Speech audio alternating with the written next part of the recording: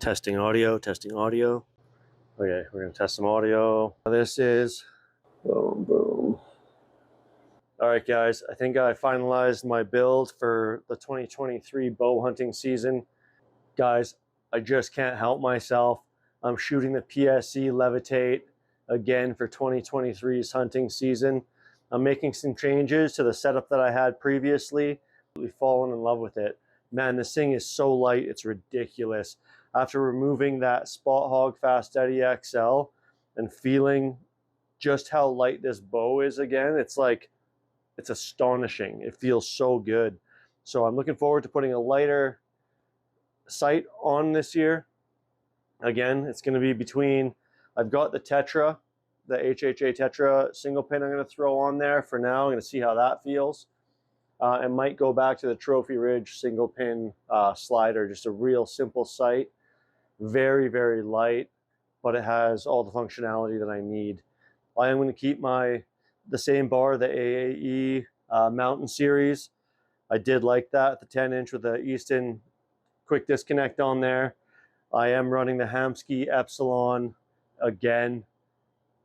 It's flawless. I love it. Until something lighter comes out that's just as rugged, I'll be sticking with that. And plus, where the weight is placed on the bow, I don't really have any issues with it being a little bit heavier. I don't even know if it is, honestly, a little bit heavier. It feels great. Nothing moved on me throughout the year. It's just been really precise, spot on. And then using that Prusik knot to keep this sucker tight for the season, I've really enjoyed. We'll be running the Hamskea Epsilon Arrow Rest for a few reasons. I really like the full containment system. I like the limb driven. I like the reliability of it. And I like the micro adjust, especially when I'm going with fixed head or fixed blade broadheads. Next up, I am absolutely running the Trophy Ridge Hex Light again this season. I really like having those LEDs in there. It's a little bit heavier, but it's not terrible, and I don't shoot with it on when I get in the tree, or if I'm stalking and I'm on the ground, I can pop this quiver off nice and easy, place it beside me, whatever I got to do to get a nice shot, nice clean shot on the animal. So it's got the 3 LEDs on the top. It's got dual hood lights in the bottom, so you can see when you're putting your arrow back in the quiver. It's beautiful. It's happening again. We're going to try out the HHA Tetra single pin slider. Now this is a smaller housing. I do have a bigger housing one that I'll be throwing on there. Housing size is definitely something I overlooked in my last year's season, just going with the UV3 scope. I love the UV3, but even going to the Hunter, you can have a look back at those videos. There's reasons for it, but the HHA Tetra is what we're going to be doing for this season. And then we have River City custom bowstrings. We're just going to refresh them, throw cables on, and that's going to be that. Looking forward to that. We got some green, gray with black pinstripe, black center serving, and white or clear end servings. Looking pretty slick. Again, keeping with the Scott Sigma, I run this release all year last year. I had a little bit of a hiccup with it. Again, you can look back and see my other videos there, but it's been super reliable for me personally. Every time I let somebody use this thing, for some reason, something weird happens to it. So I just don't let anyone touch it anymore, and they can shoot the other ones I got on the wall. Now for my arrow selection, I've switched it up a little bit. I'm still running the Easton Axis 5 mils. I'm running the 2.25 Boning X veins with the stock Nox on there. I'll be replacing the Nox on them. They're the match grade Axis 5 mils. Now this year I've changed something up. I'm going to the steel outsert because the aluminum outserts that I had last year, every single one bent except for like 2 or 3 of them, I think, maybe. Honestly, I'm not into that. I didn't shoot them all through animals. I shot the majority of them into soft targets, so not real happy with that performance. That being said, the extra weight from these guys is going to allow me to run either 100 or 125 up front. I don't have to search for a 150 that I like.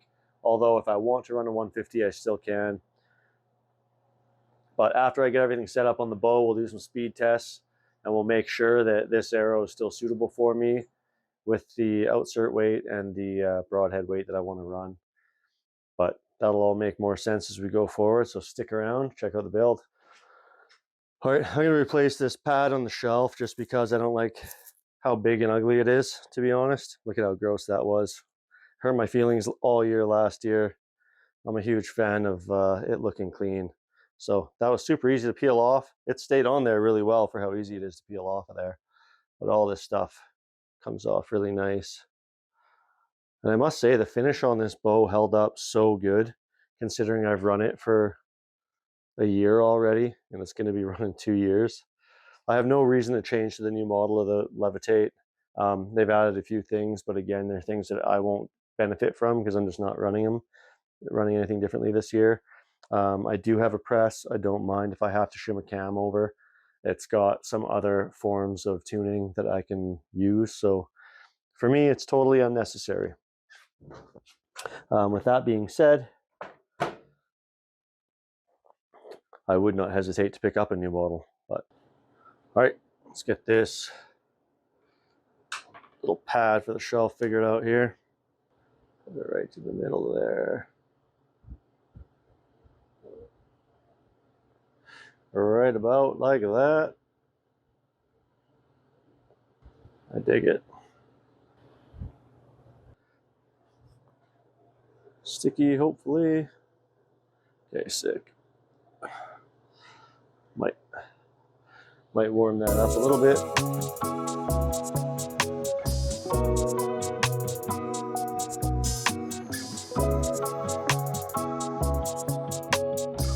Good and happy. It's on there.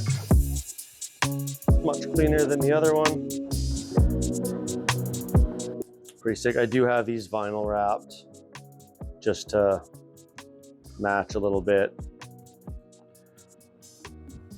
Okay. Hamsky Epsilon staying on there like I mentioned, so everything's good there. This guy's stayed nice and tight. That's great. So let's get these strings and cables replaced and we'll go from there.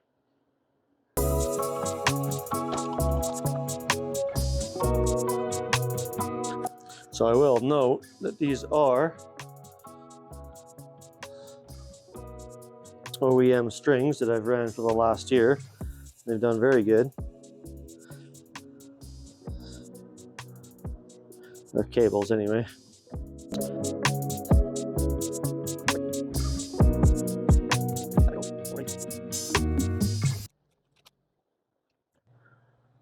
New one's coming up. It's going to be as easy as 1, 2. There we have it. The strings and cables are all matched up. D-loops on. Looking pretty sweet. All right, so just before, we're going to throw this guy on the draw board. I'm going to see if I can get you a decent angle on it. It's probably hard to see because I have so much crap in the background. I just want to make sure that everything's coming off nice and straight.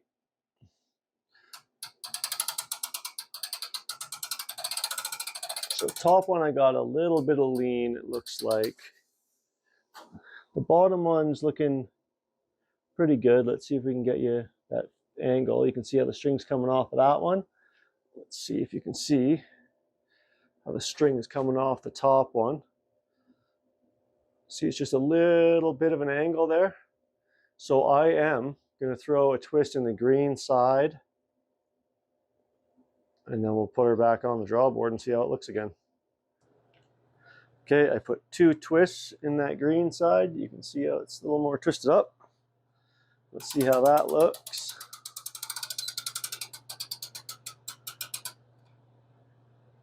Still comes off a little bit. Added a couple twists more. You can see it's pretty twisted up now.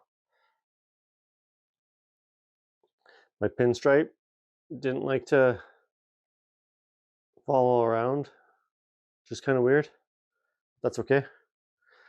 I'm super happy with how straight that cam is now. Might be really hard to tell on camera, but so now we'll go to our draw stops and just see a little bit sooner. That one's just touching, and this one is whoop, a little bit away. So I'll throw a twist in. Okay, so I had to do 2 twists. Let's see if we can focus this bad boy.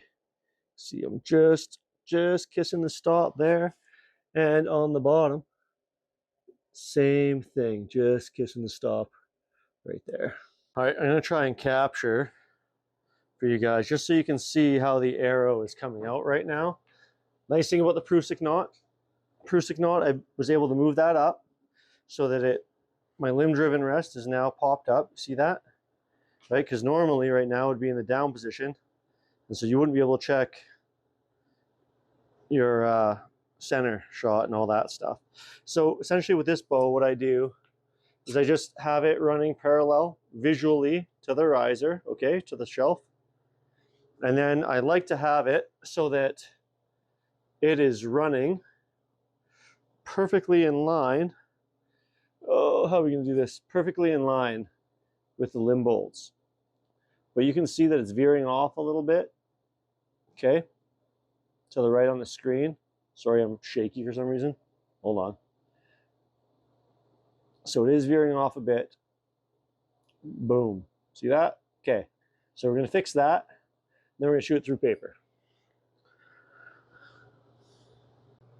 All right, so it is an easy fix. We're going to reach. Okay. And then we're going to clicker. Now, broadhead tuning is probably the be-all, end-all for this one. Just going to go over here, check it quick.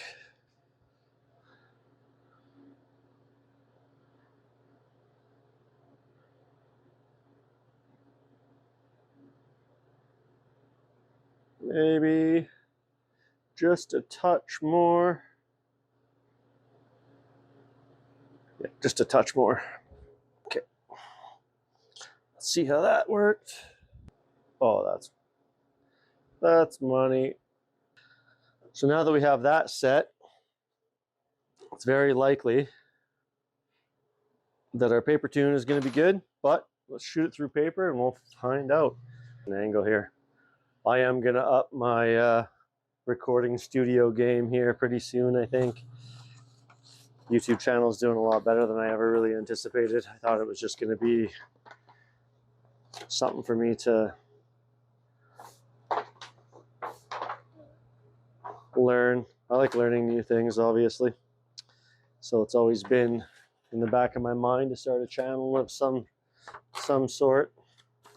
And of course, archery is something I'm constantly learning about, whether it's bow hunting or figuring out some of the best ways to bring in new archers, or the little idiosyncrasies of archery and all the different tuning methods you can do. It's always something to learn. I'm a professional automotive service technician. I own my own automotive shop, and that's been a lot of the drive there, is because there's always something new to learn. Whether you want to start digging into binary code or you want to start digging into engineering and all that stuff, but we really focus on electrical diagnostics at my shop. I much prefer, actually, you know what? It's not even that I prefer it. It's that we've built a reputation around it somehow, more or less by accident, just because we enjoy it more than the average guy, I suppose. So there's always something new going on. All right, here again, I'm going to show you that benefit of the Prusik. Hopefully you guys can see this okay. But you can literally just pull down on this and you tighten your Prusik knot. Sorry, I'm going to have to, it's a little bit awkward to do, but man, is it ever slick. Pull that Prusik tight, get some preload on that guy. It's back to good, ready to roll. Okay, so let's see how this first shot goes.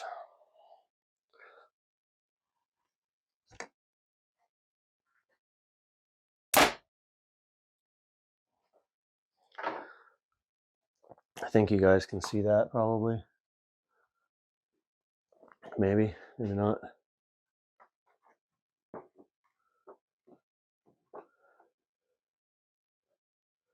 Seems a touch high. I'm just going to take another shot and focus a little bit more here.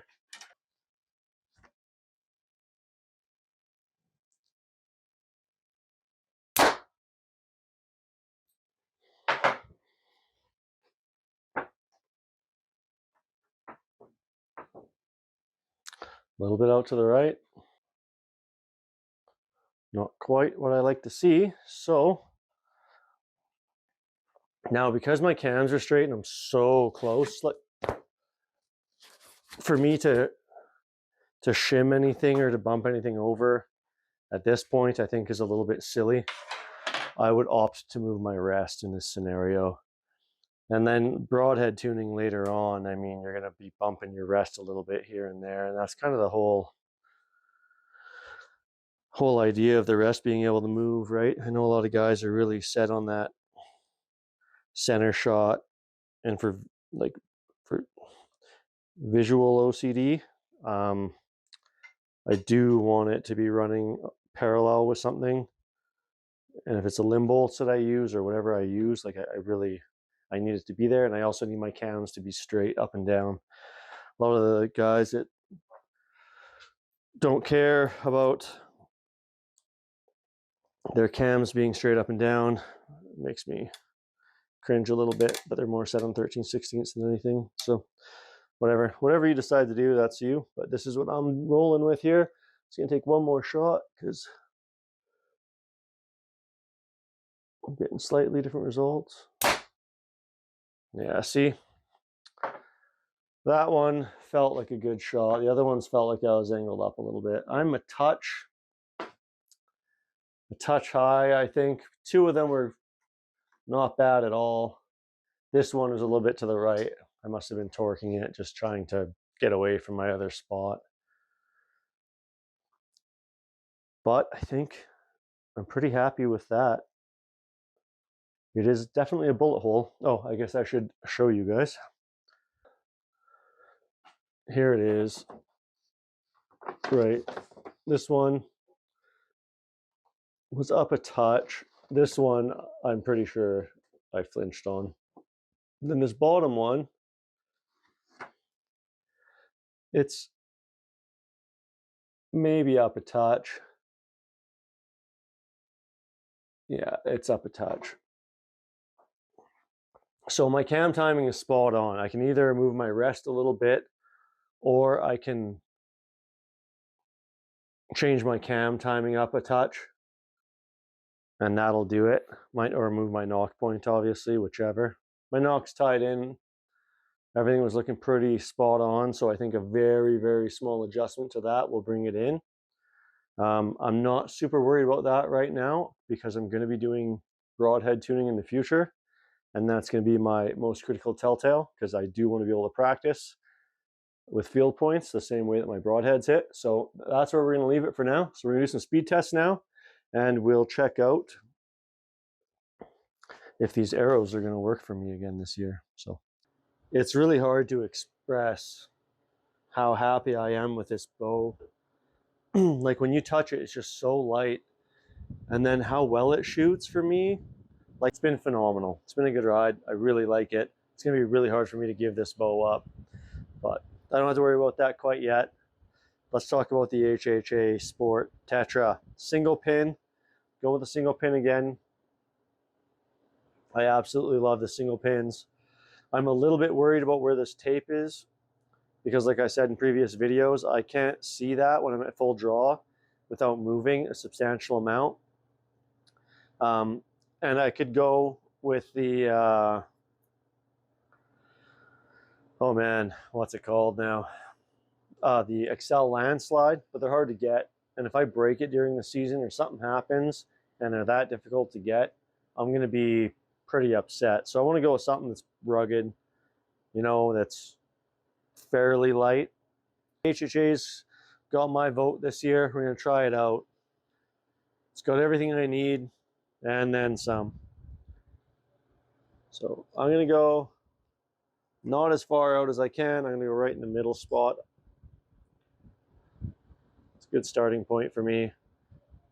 You can torque tune and do all that stuff. I don't know if you guys are familiar with that, but there's a good video out on it, so I'm not going to go into too much detail about it right yet. Maybe in the future I will. All right.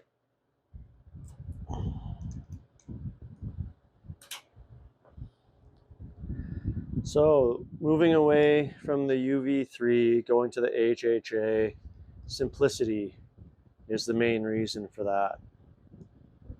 I don't want something that has a million screws in it.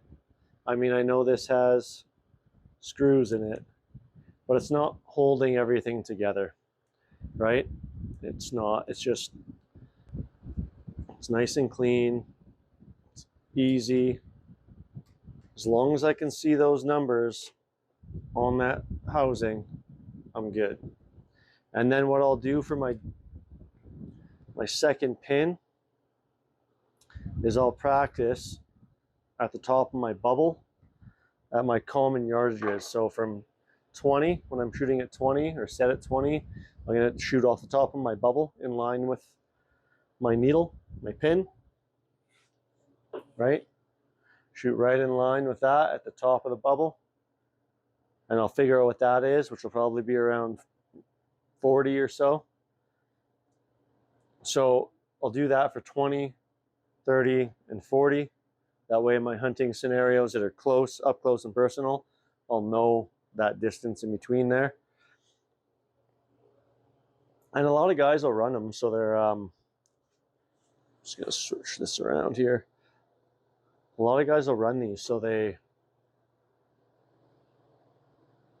set it at 30 yards or 27 yards or whatever the yardage might be. And then you're shooting a little bit high at 20, a little bit low at 40, and bang on at 30. And finding the spot that has the tightest grouping at those different yardages. It's a good way to do it. I definitely think it's worthwhile. Have I done it in the past? I actually have not. Will I? Yeah, probably. Just because. But then again, I've usually always got time to range stuff around me.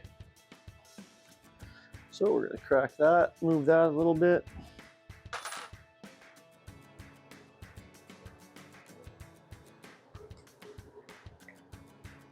Sucker moved on me a little bit.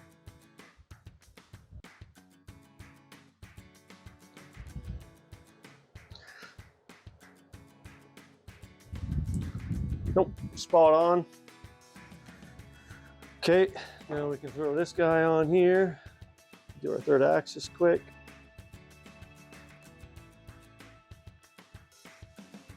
Way off, way out to lunch.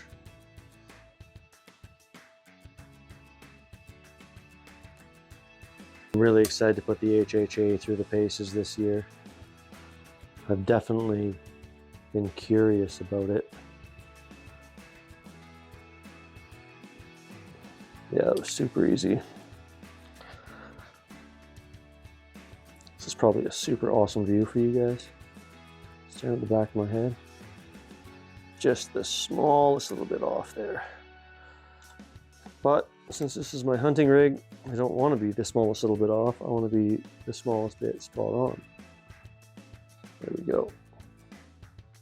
So that's what we're going to be. There it is. All right. Lock it down. HHA is on. It's looking pretty good. I do want to see what it feels like. Yeah, it definitely adds that top weight, man. Wow. The bow is just so light that anything you put up there makes a difference. So we'll see. I'm gonna have to take out my peep sight, I think. My 3/16. Have to go a touch bigger, I think. But let's see. 285.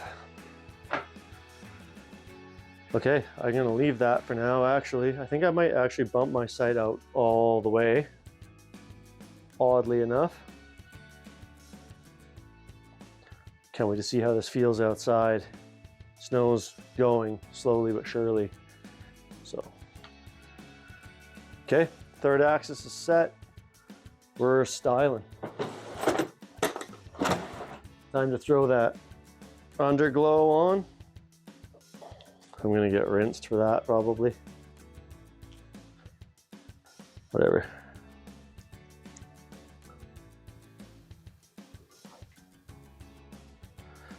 Ooh, nice and tight. Beauty. Okay, so there we have it. This is going to be my hunting rig for 2023.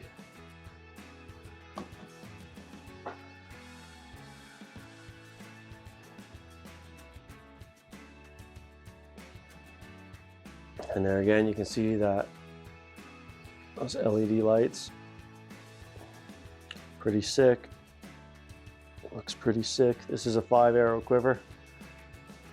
Just got one of them taken up on my test stand, so I'll have to make some more. There it is, guys.